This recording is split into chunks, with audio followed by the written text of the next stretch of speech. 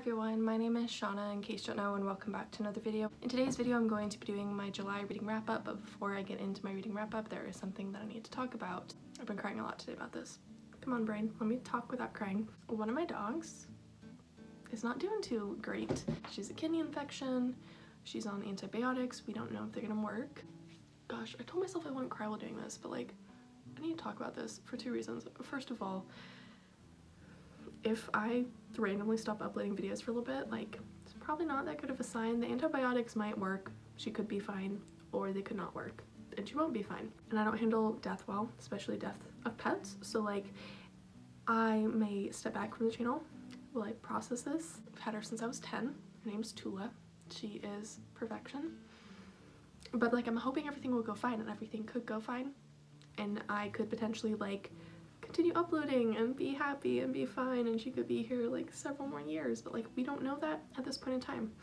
Second reason why I want to talk about this is because please go give your dog a kiss, your cat a kiss, go love your pets, go spend as much time with them as you can, because you never know when is their time to go.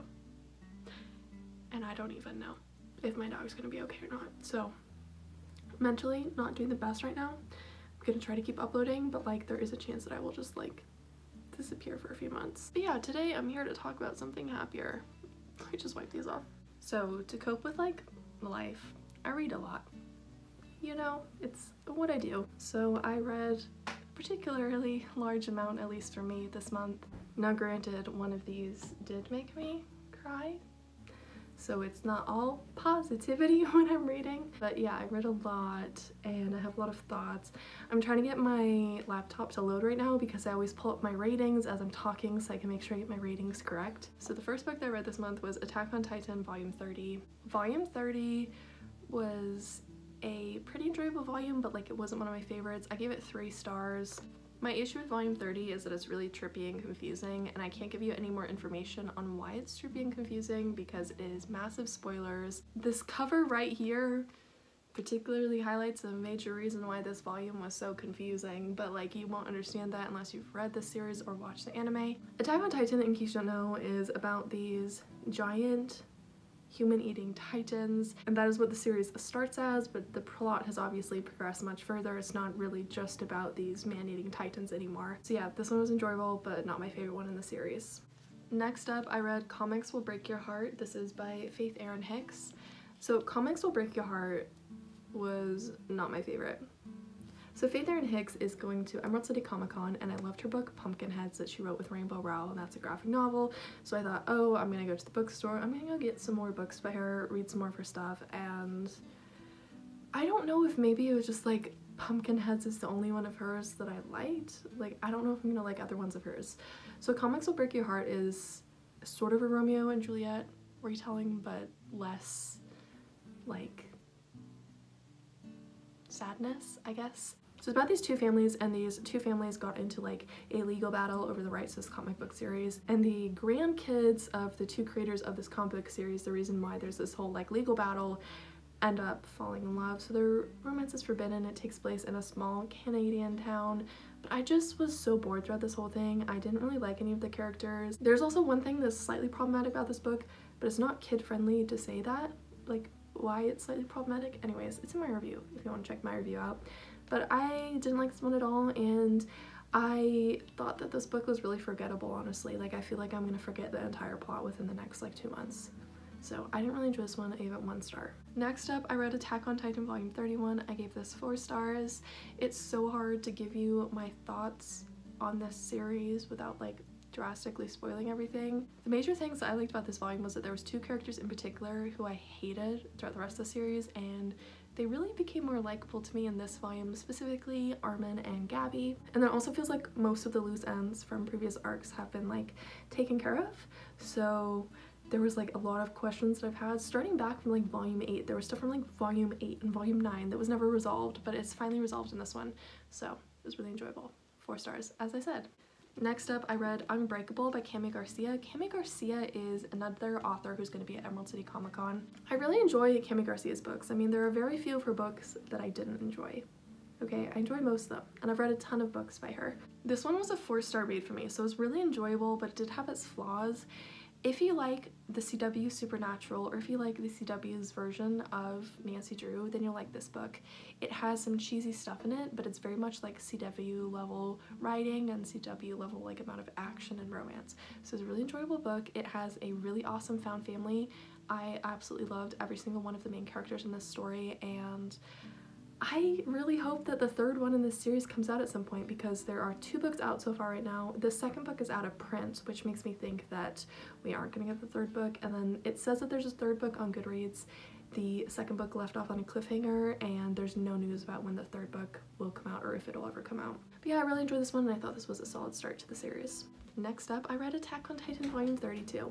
I really enjoyed this one. I gave it 4 stars. There was something in here that could have been a big plot twist, but then they just like didn't deal with it later in the series or address it or make it an actual plot twist, which really frustrated me. I can't tell you what it is without drastically spoiling a major plot point. That's the hard thing about this series. It's gone on so long, there are so many plot twists that it's really hard to give my thoughts without spoiling things. But yeah, I really enjoyed this one. It's a great volume in this series. And then I read Harry Potter and the Chamber of Secrets. In case you don't know, I've been rereading the series. I'm trying to reread the series each year, and I'm going through and I am flagging, these little flaggets, different minor characters that I want to like study more and get more like involved in memorizing all the details of the series. Anyways, this is all the flaggets that I used for this book. The character that has the most flaggets in here is Percy Weasley, and then Lee Jordan, and then Lavender Brown. Shockingly, Susan Bonds is not in this book even once, which is strange because to me Susan Bonds and Chamber of Secrets will always be connected, but I realize that's because of the movies and not the books. Anyways, of course I love this one. Of course I gave it 5 stars. This was my 3rd time reading it all the way through, if you don't count all the times I listened to the audiobooks, like bits and pieces of them out of order. And then I read Attack on Titan Volume 33. I absolutely love this one. I gave it 5 stars. This one like sort of made me cry, but like I wasn't like tears streaming down my face, but I was definitely like very watery eyed because my 2nd favorite character in the entire series died. Possibly my 3rd favorite character, I don't know. But yeah, this was a devastating volume, but there's so much action and it is so fun, and I just love this one so much. But of course this author just loves ripping my heart to shreds, so yeah, it was sad, but it was really good. And then I read Fantastic Beasts: The Secrets of Dumbledore, the screenplay. So this screenplay is awesome, but the movie relies on a lot of visual stuff, so it doesn't really transfer over to a screenplay very well. I have to say that if you didn't enjoy the movie, you won't enjoy the screenplay, so if you didn't enjoy the movie, don't bother spending money on this book. But because I enjoyed the movie and I fell in love with the movie, because of course I watched it 11 times, of course I love the movie, I enjoyed this book. But again, if you did not like the movie, you will not like this book. This book has more to it than the other screenplays. So there's like comments from different people. Like here's a comment from Mira Foramina, which is part of Mina Lima, and she's the graphic designer for the series. Here's one of her graphic designs that she made. There's comments from like different cast members. There's costume designs. It is such a beautiful and phenomenal book. There's much more substance to it than the other screenplays. But again, if you did not like the movie, don't buy this book. But if you did like it, I think you'll love it. I loved it. I gave it 5 stars. I could talk about this one a lot and like talk about its flaws and its positive things, and I'm just gonna like stick with that. Like I could talk about it more because I have a lot of thoughts, but I'm not gonna talk about it more right now. Also, I'm sad that like we don't have the super cool looking covers that the other ones had. I mean, this one's cool. It's just, I would have liked a matching set, you know? Next up, the final Attack on Titan volume. I'm finally done with this series. I'm finally done with it. I can't believe it. I'm finally done with the Attack on Titan series that I started back when I was 14 and I first started reading manga. I really like how this volume ties in a lot of old characters that you haven't heard from in a while, and I liked how much action was in this volume. I found a few of the things, specifically the very ending, to be really confusing. I had the final thing that happens in this volume spoiled for me, so I was a little frustrated that I couldn't like fully enjoy this, but like it was so good. I gave it 4 stars. This one made me cry. Okay, like I can't believe I'm done with the series.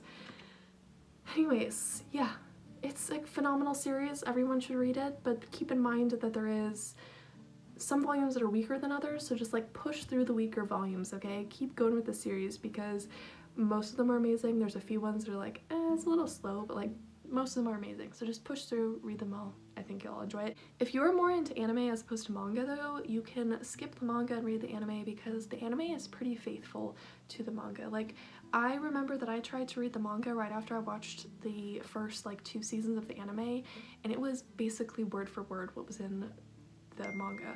So yeah, I'm sorry about that noise. I just got a text message. Next I read Unmarked, which is the second book in this series. This is called the Legion series. Wow, the light is like really shining on this cover. Obviously by Garcia. I didn't like this one as much as the first one. My major issue with that is that I wasn't a huge fan of, crap, what's her name? Elle. I tried to get my brain to forget her name because I really don't like her. She became more of a bigger part of the sequel, which sort of ruined the group dynamics from the first book. My dad needs to stop texting me, I'm filming right now. So Elle sort of ruined the group dynamics, and Lucas and Priest and Illyria had their whole personalities basically changed and ruined in this book. Specifically, Lucas became like just a simp for the girl that he likes. Like, his awesome personality disappeared. So I was a little frustrated with this one, but there still was quite a bit of action. I still did find it really enjoyable because we still have the same Kennedy and Jared that was in the previous book. So I did like this one, but it just was not as great as the first one. Oh my gosh, I didn't even tell you what the series is about. Okay, so basically the first book in the series starts with this girl, Kennedy, who's a teenager, and her mom gets killed. She thinks that it's just like a freak accident or like a murder or suicide, but then she finds out that there was paranormal forces responsible for what happened to her mom.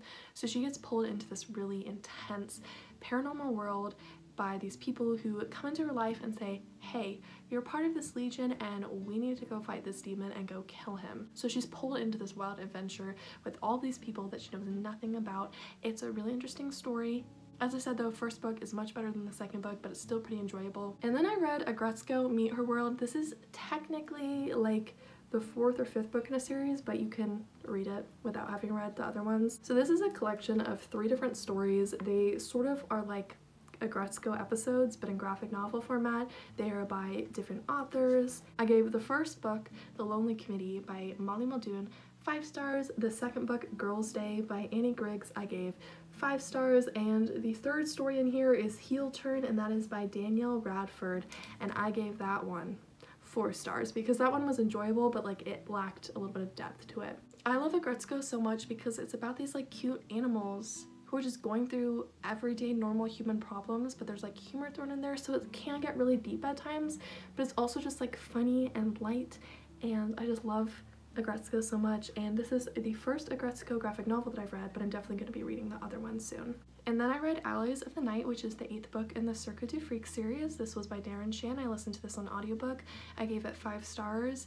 I love this one because it is a new plot line and it's very much progressed from what started this series, but this sequel in particular pulled in a bunch of characters from previous stories and pulled in a bunch of different locations from previous stories. So it was like a combination of new and old, and it was so much fun, and I just loved this one so much.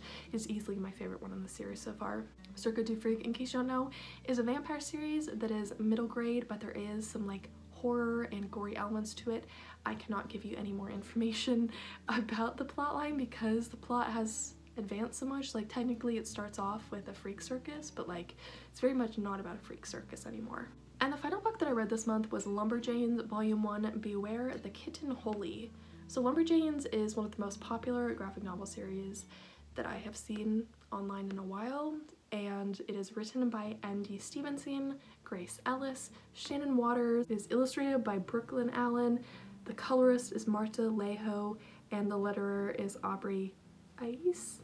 I don't know. This is basically a story about hardcore Girl Scouts dealing with supernatural creatures and going on adventures.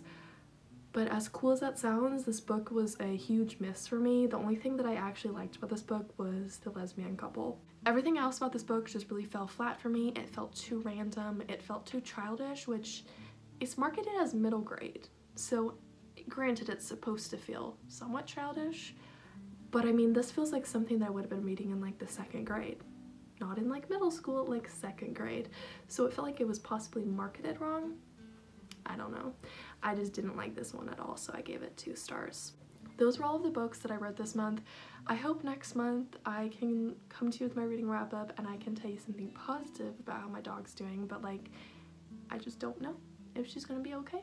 So yeah, that was all for this video. I would really appreciate it if all of you could pray for my dog. If you pray, if you don't pray, just send her like healing vibes, because I really want her to get better. And I'm sure she is tired of feeling sick, and I'm sure she wants to feel better. So please just keep her in your thoughts. Her name's Tula again, and I'll have a picture of her somewhere on the screen so you can see what she looks like. She is beautiful. She is my love bug. She's been my friend since I was 10 years old, and I just don't want to lose her. Anyways, if you enjoyed this video, feel free to give it a thumbs up and subscribe to me if you haven't already. I upload videos twice a week, so the next video will be uploaded this Friday, unless of course something happens with my dog, but hopefully I will have a video up this Friday. Thank you all for watching, and I'll see you in my next video. Goodbye!